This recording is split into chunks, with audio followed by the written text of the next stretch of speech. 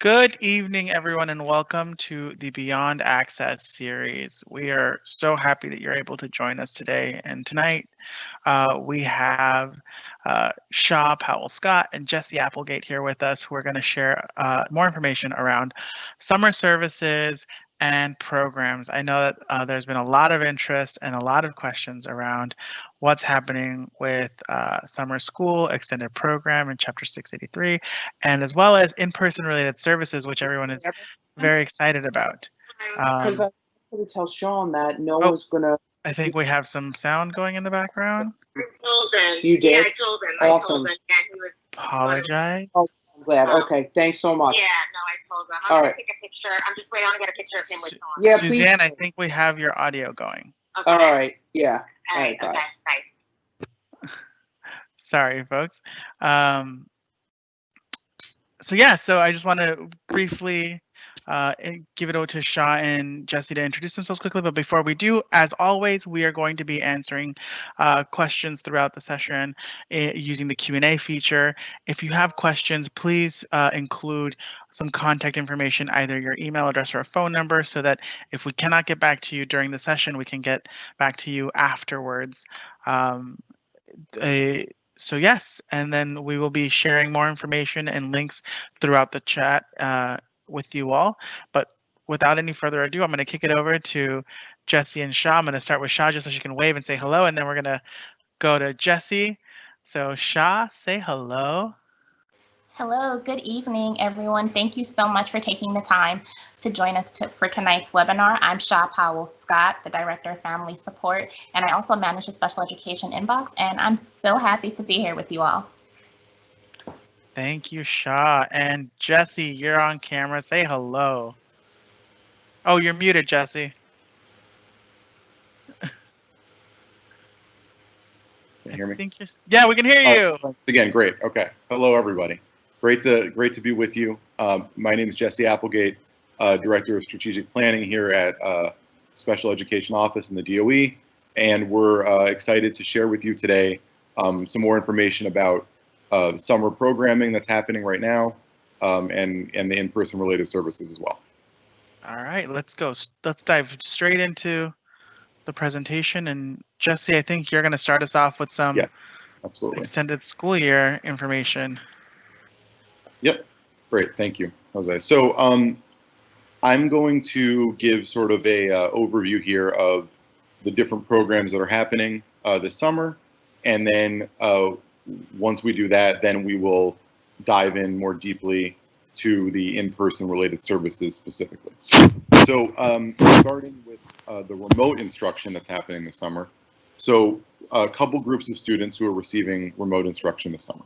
So one group is our students who are recommended on their IEPs for 12-month programs. So programs like special class, we call that extended school year, ESY.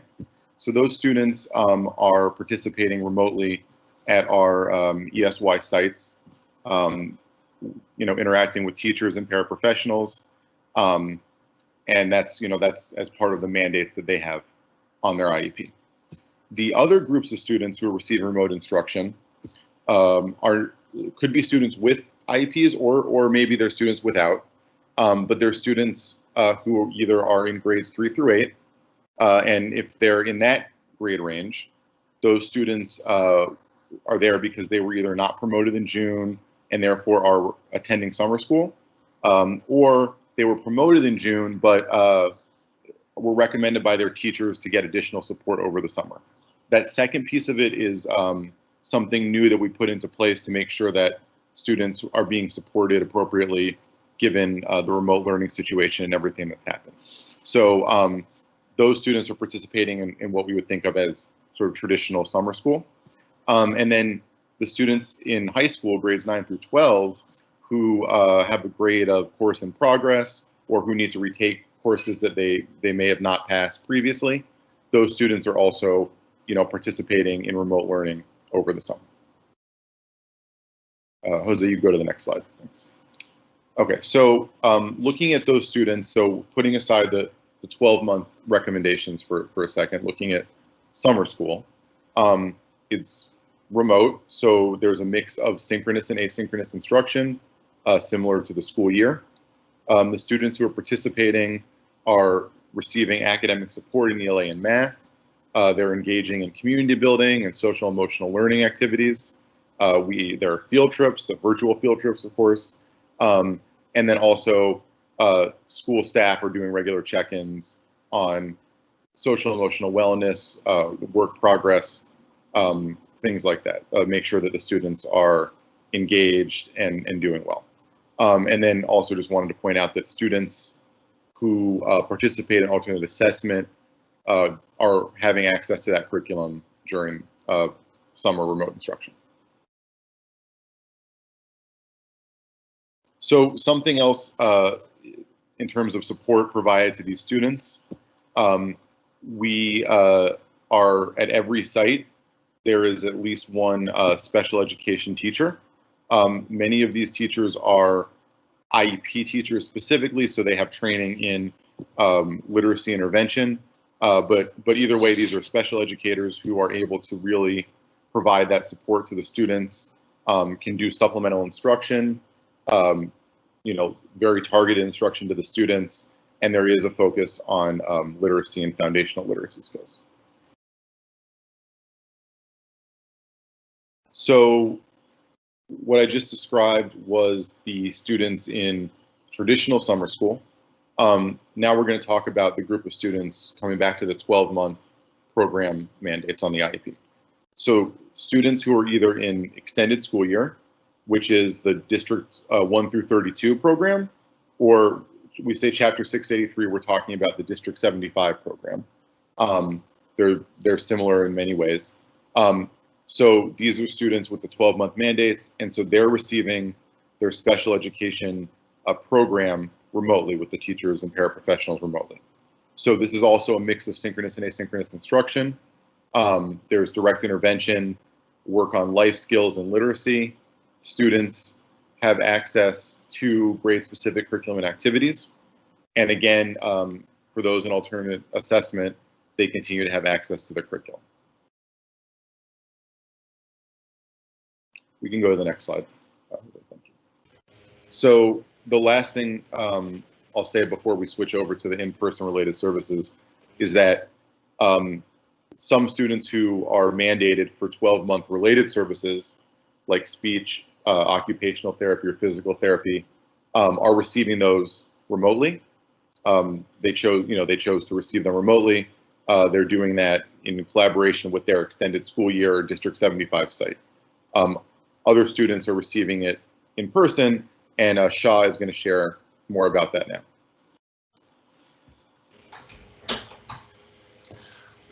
Students with IEPs recommending 12-month services for speech, occupational, or physical therapy may receive those persons, of course, in person by appointment at our select DOE school sites. If your child is eligible, you should have received a unique survey code that allows you to express your preference for teletherapy or in-person services. If you believe your child is eligible and you haven't received this information, please email us at specialeducation@schools.nyc.gov, or you may call 311. In-person related services locations. The in-person related services are being provided at our 12 regional enrichment centers. The online survey asks families to make a first and second choice of site. We're accommodating the first choice to the greatest extent possible.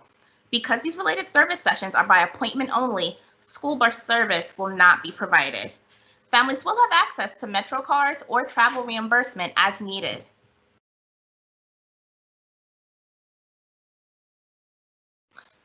Here's a listing of our 12 regional enrichment centers. For the Bronx, we have 1501 Jerome Avenue, which is the Mount Eden Children's Academy. Also 2385 Olinville Avenue, which is PS 96 Richard Rogers School. In Brooklyn, we have 713 Caton, which is PSIS 437 and MS 839. 1014 Lafayette Avenue, which is PS 26.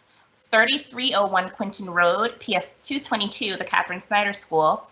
In Manhattan, we have 433 East 100th Street, Central Park East 1, 442 East Houston Street, PS 188 and 196, 300 West 61st Street, which is the Riverside School for Makers and Artists.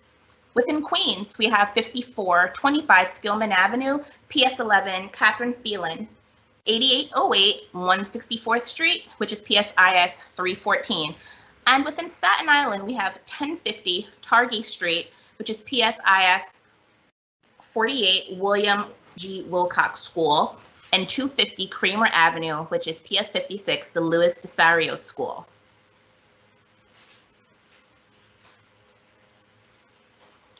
Health and safety guidance. Our health and safety guidelines, health and safety of students and staff is our primary focus. The health and safety guidance was developed with input from the New York City Department of Health and Mental Hygiene. The health and safety guidance outlines the health and safety measures for summer-related service sites during the COVID-19 crisis, including DOE provided personal protective equipment, which is also known as PPE, masks for all students and accompanying family if needed, mask, gloves, and face shields for our providers, plexiglass partitions at each site, provider cleaning, wiping down in between sessions, daily deep cleaning by site custodial staff. Social distancing rules are in effect. All individuals must remain at least 6 feet away from any other family unit.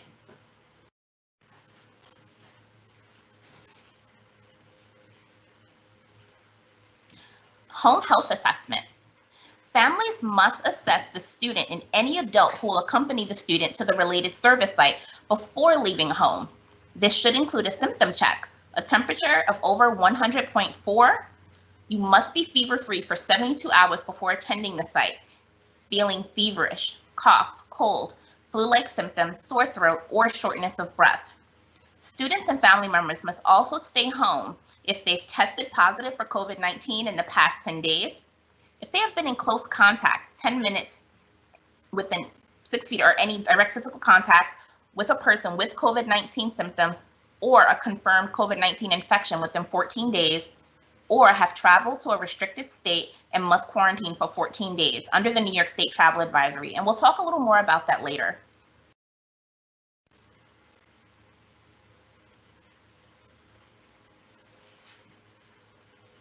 On-site health check. A health check will be conducted for every person who enters the building. On-site health checks will be conducted by the nurse or designated rec site staff member. Any yes response to the following questions will require the individual to leave the building. Have you had a fever or felt feverish in the past 24 hours? Have you had a new cough, a sore throat, or shortness of breath in the past 24 hours? Have you had a fever of above 100.4 degrees in the last 72 hours? Are you currently taking fever-reducing medications?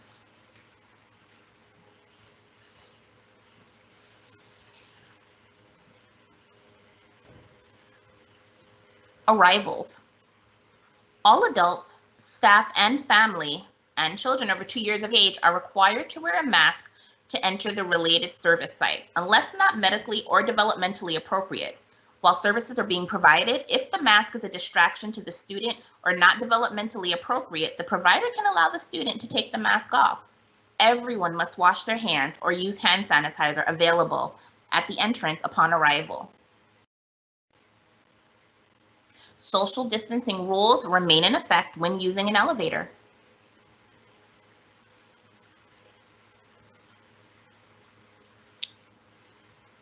Okay, so talk a little bit about the different spaces at the sites now. Start by saying that we're trying to keep foot traffic proceeding just in one direction so that people can maintain the space, and in general, ensuring that 6 feet of distance is maintained at all times. So some different spaces at the sites. There's the arrival location. That's where you'll sign in, where the health checks will take place, where the student and one adult can wait until the student is actually brought to the therapy room. There's also a waiting area that is separate from the arrival location. That's where the parent and other children in the family can go and wait while the student is receiving therapy, and they'll wait there until the student's picked up. And then we have the pickup location, also separate from the arrival location, which is where the adult and the student and the provider who's bringing the student back will all meet up while maintaining social distancing when the student is done with their therapy session.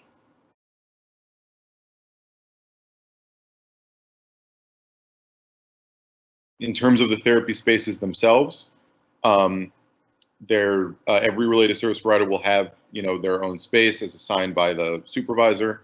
It will only be accessed by that provider and their assigned students. Each space will be supplied with all the necessary PPE. It will be certainly set up to be welcoming, but in a way that still maintains the social distancing. And then also with enough room to make sure that the 6 feet of distance can be maintained between, there could be up to 2 students. So making sure that that space and the service provider, there's 6 feet between everyone.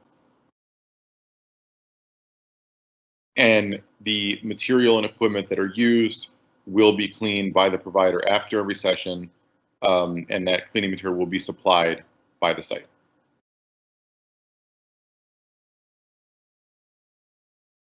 So getting to masks, we know how important masks are in terms of the spread of virus. So we are asking everyone to make sure that children over the age of 2 are encouraged to wear face masks as much as possible.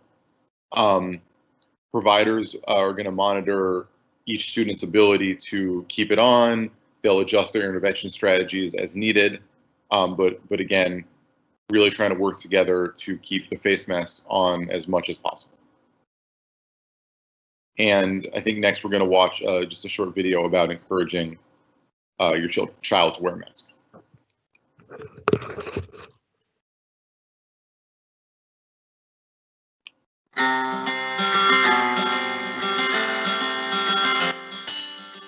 Many children will embrace the idea of wearing a face mask, while others will repeatedly take it off and put up a fight when you ask them to wear one. Fortunately, there are some things you can do to ease this new routine in our lives. First, have open and truthful conversations about why face masks are important in a way that answers your child's questions and demonstrates the importance of protecting others from those of us who may be carrying the virus but not showing symptoms. Of course, this should be done in an age-appropriate way that is meant to build understanding and empathy toward others rather than scare them about the possibility of a virus in their nose that is not causing symptoms. Next, help your child make a mask they will love. They're more likely to wear one if they are involved with the creation process. Use markers and crayons to draw funny faces on the outside of disposable masks, and let your child choose the design of fabric ones. Help them build a collection of masks that highlights their unique interests and personality. Of course, some kids will still resist. For these children, be sure to heap on the praise when they wear the mask correctly, and consider making a game out of the process.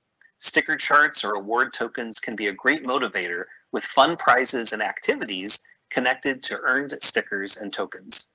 And of course, model the proper use of face masks yourself. We cannot expect our children to follow the guidelines if we are not following them. A final reminder, do not use face masks for children less than 2 years of age because they do represent a suffocation hazard in that age group. Instead, cover their infant carrier or stroller with a light blanket. Keep the blanket away from their face and maintain close supervision. Face masks are an important way to protect others from COVID-19. Wearing them is a new routine, one we can encourage our kids to practice by making the process meaningful and fun.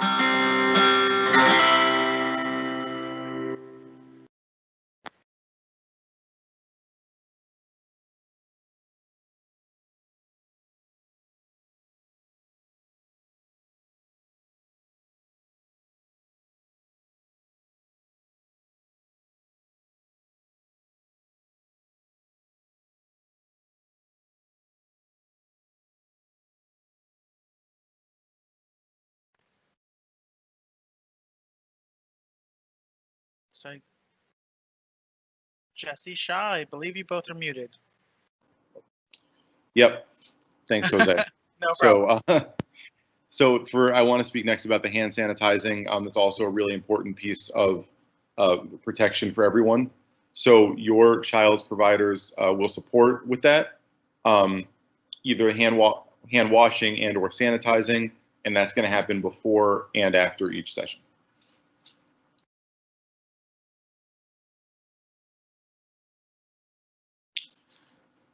Students need to use the bathroom. The provider will escort them to the restroom if it's possible. They would then wait outside and ensure the student washes their hands before they leave the restroom and return to the therapy area. It will be okay for the caretaker or adult who came with the student to help the student if they need assistance. And that would be set up on an individual basis with the family.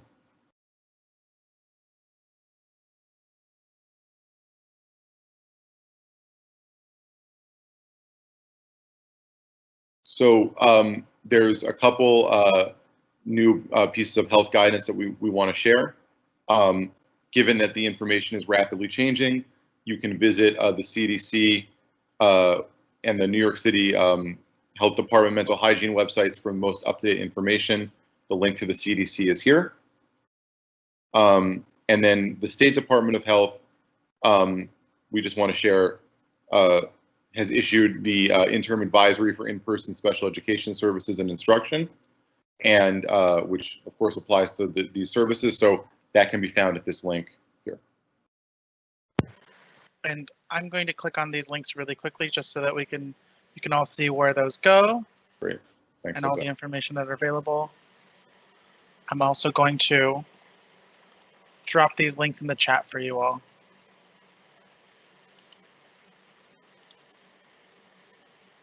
So this is the state's guidance.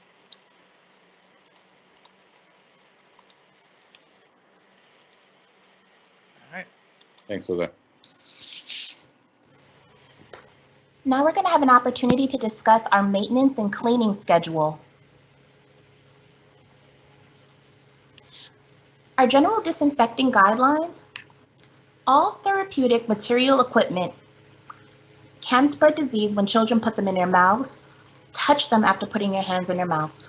Therapeutic material with soft or porous surfaces, examples, plush toys, board books, should not be used. Materials or equipment that cannot be cleaned and sanitized should not be used. Related service providers will clean and disinfect any surfaces used, desktops and chairs, and any materials or equipment used during the session before the session.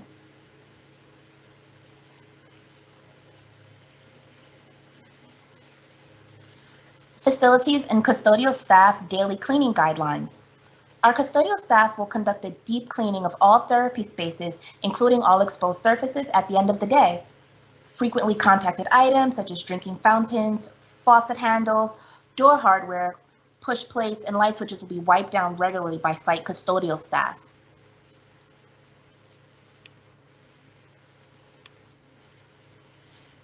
Recent out-of-state travel. Earlier in the webinar, we discussed out-of-state travel. As per New York State guidelines, a travel advisory is currently in effect for anyone traveling to New York from 19 states that have had significant community spread, requiring them to quarantine for 14 days. Any staff or families who have traveled to the states listed below need to adhere to this guideline.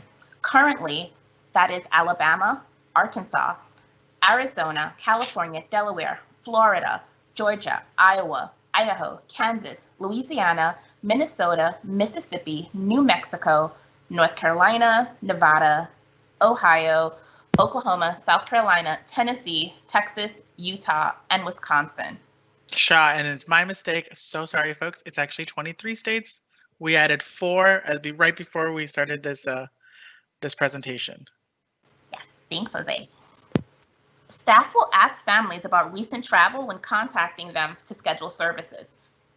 For up-to-date information regarding the travel advisory, please visit coronavirus.health.newyork.gov COVID-19 travel advisory to learn more. And like always, I'm going to click on the link so you all see what that. Oh, let's try this again.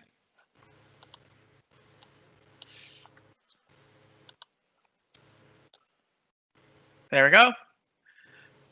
And then I'll share this link with you all in the chat.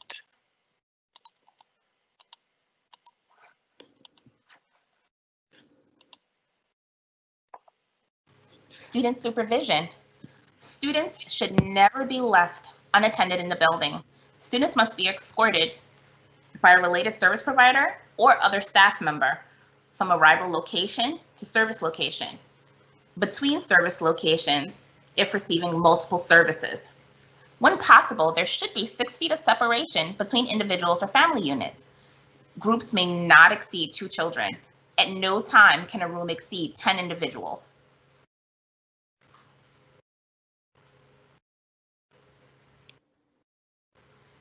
Wearing a mask. We do have a social narrative for children. This is a visual guide for individuals with autism about wearing a mask to avoid spreading germs. It can be translated into Spanish, Chinese, Russian, Arabic, and Burmese. And an animated version is also available. So I wanna take some time, Shah, to walk folks through this. Sure. So when you click on here, you have a couple of options. You have the language options up top, as you see. You also have the options to see all of them at once or view as slides. As you're reviewing, it's kind of great to see them all at once. You're reading them left to right and then down, and you can see the entire story.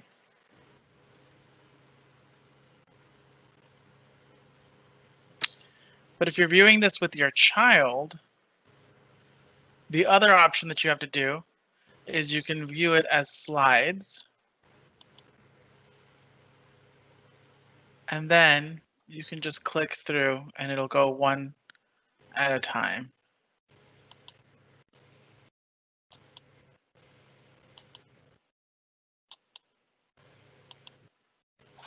And again, I will share this link with all of you in the chat.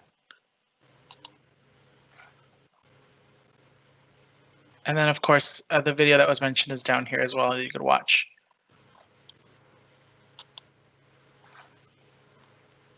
Thank you so much, Jose. Mm-hmm. We also have additional social story resources. There's NBC News, how to talk to your kids about the coronavirus and ease their fears. I Can Wear a Mask, social story. Some other resources on wearing personal protective equipment, helping individuals with autism wear face masks, mask and gloves, a printable story. And I'm, again, going to click on all of these. So here's the article for you all on how to talk to your kids about coronavirus and ease their fears.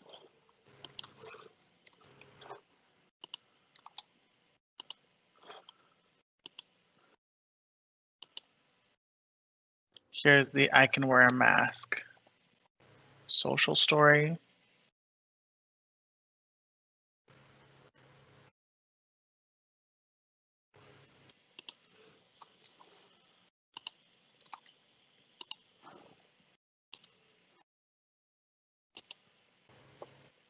Helping individuals with autism wear face masks. Oh, it'll prompt you, but you can just exit out of that. And there's some video resources there as well. So this is a really, really good tool for families who have children on the autism spectrum.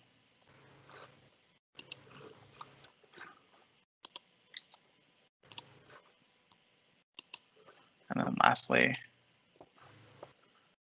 the printable story for masks and gloves. It's good for ages 2 and up. Oh, let me copy that link as well, throw it in here.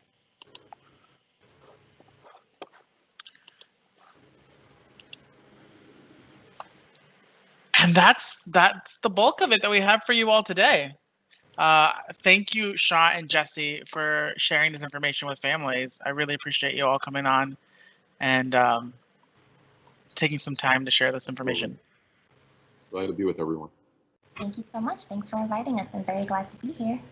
Also with us today, and who has been diligently responding to the Q&A functions, is our Senior Director of Therapeutic Services, the one, the only, at this point famous, Suzanne Sanchez. Hi, Suzanne. How are you doing?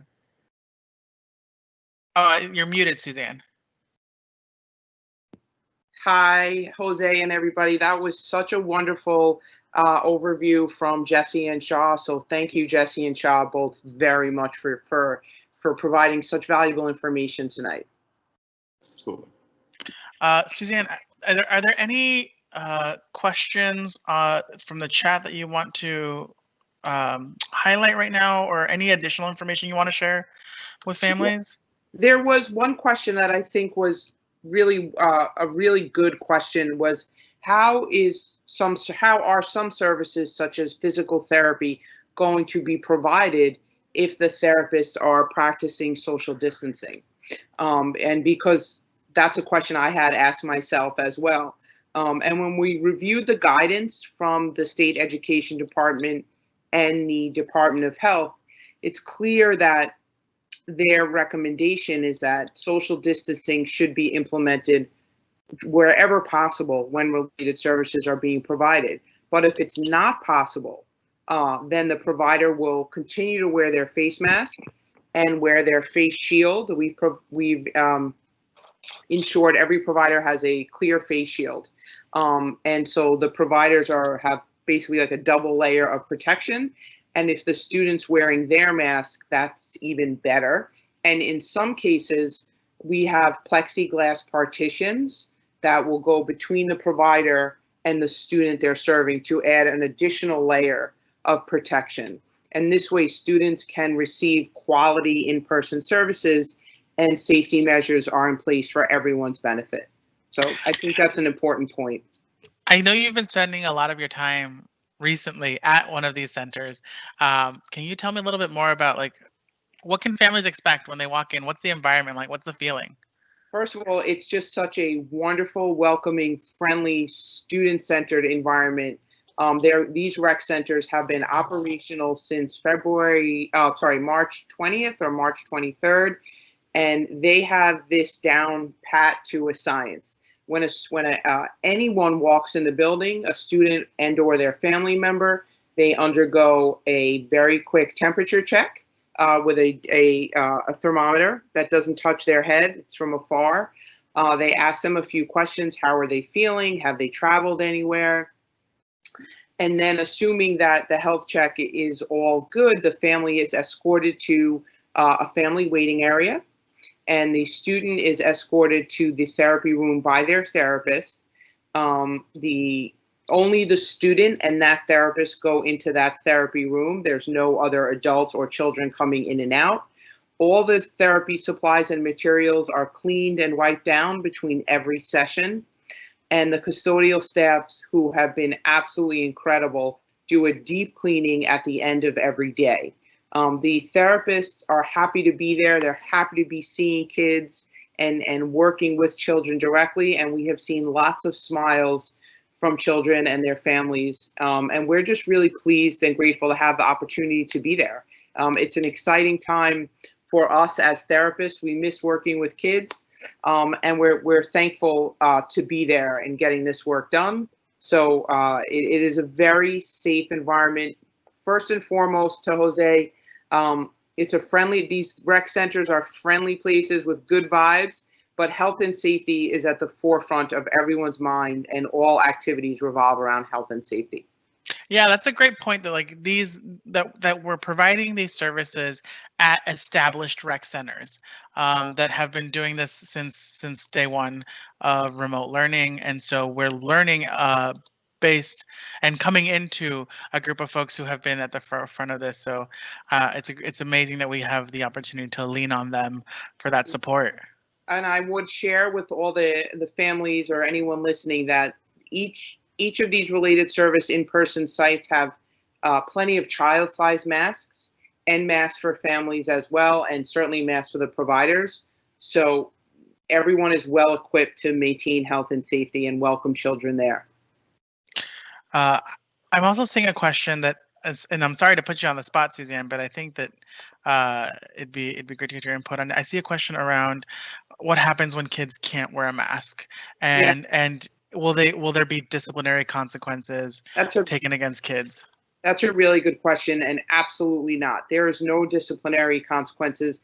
Our services are provided to children with disabilities, and it is very possible that either due to a nature of the child's disability or developmental level, they cannot wear a mask, or they don't understand to keep the mask on. And we do, as you went over some of the social stories and mask activities, we certainly do our best to encourage children to wear their mask and try to make it a fun activity for them. However, if a child cannot wear their mask, there is no disciplinary action and they still receive their services. Someone is asking around the providers. And so for some kids, some of these providers might be new to the child, correct?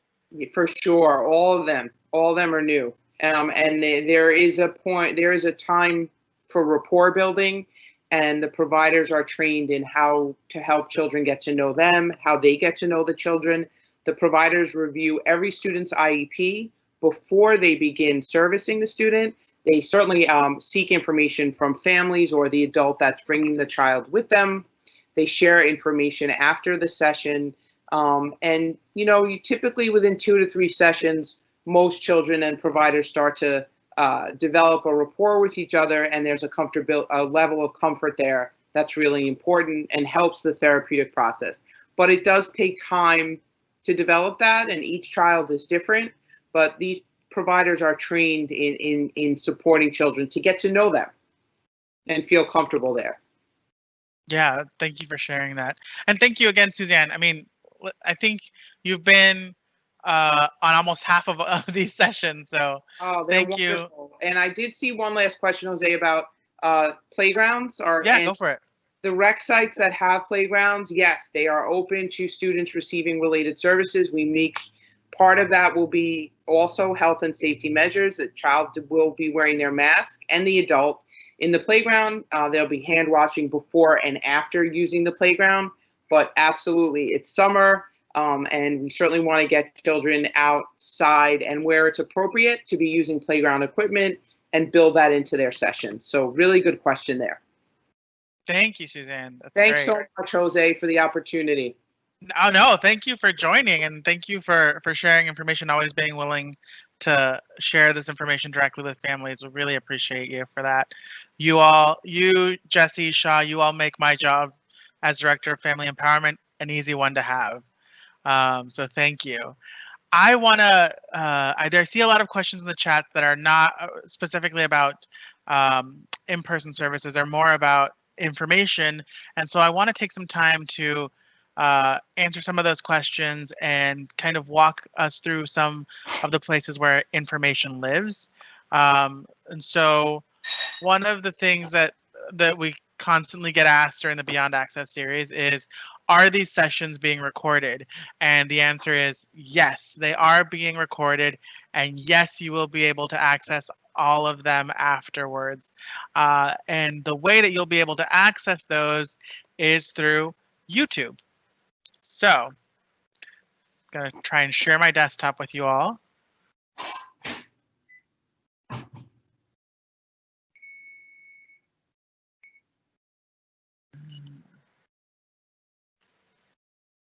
And so if you go to YouTube, we have the Beyond Access series page, and you will see all of the sessions that we have recorded thus far in here. So we have 9 sessions that are up. So the first week we had 5 sessions, and then the following 4 weeks of sessions that we had, they're all up. They all have captions, and they have captions for different languages, and the instructions on how to access those languages are in the description of each video. Each video's description will show the people who are presenting, and then just have information, links for information as well. I'm going to drop the link to this YouTube channel in the chat. So please feel free to go to it, subscribe, check out some of the past sessions and look out for future sessions. So today's session will probably go up on Friday and be available to you all by Monday. So that is the first piece of news that I wanted to share with all of you. The second is that one of the things that we've been sharing a lot with families has been the Family-Facing website. And so we have been sharing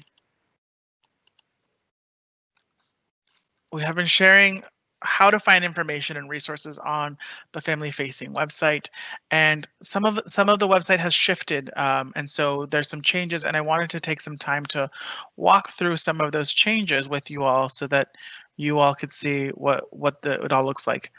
There's been some questions around what's school going to look like for the fall? Where is the information for the fall live?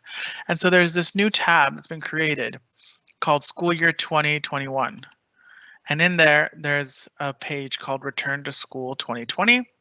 And the DOE is going to be, as cross-divisionally, is going to be adding information on the return to school in September to this page. So this page is going to have the most up-to-date information for you all.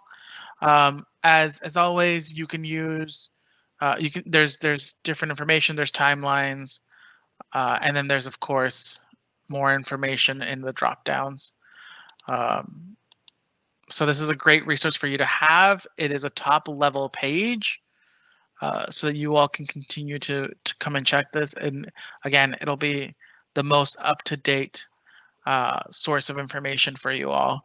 Like I said, you can use the Google Translate functionality to translate into your home language, whatever that may be, to be able to access this information in your home language as well.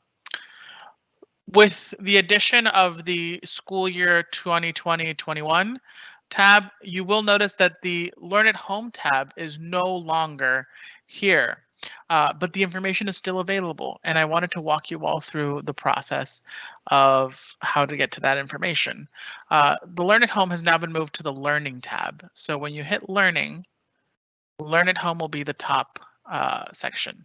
So when you click Learn at Home, you'll find the same information that you used to find in the Learn at Home tab. So information on remote learning is where you'll find the Family-Facing FAQs.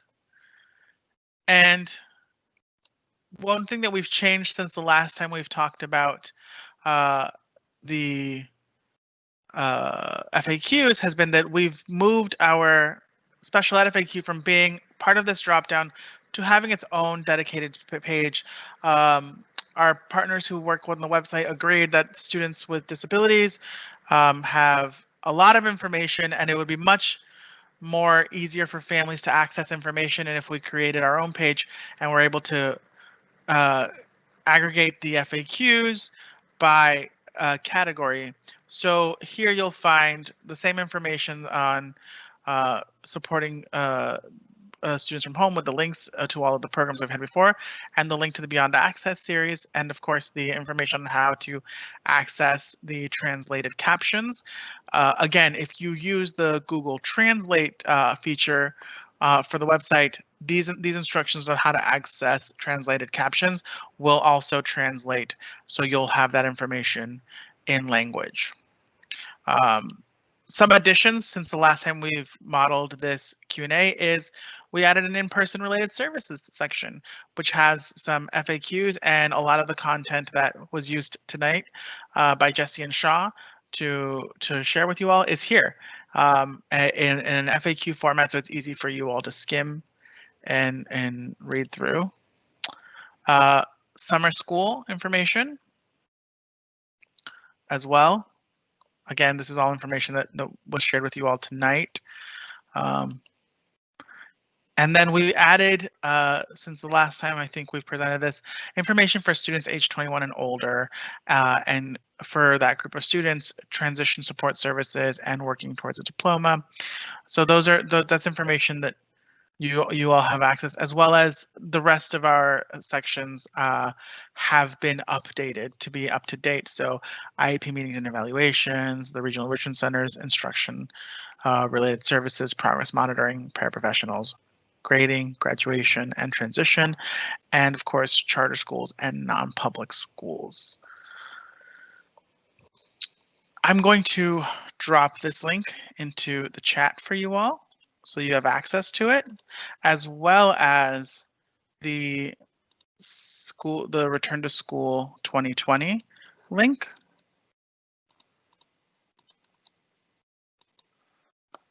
And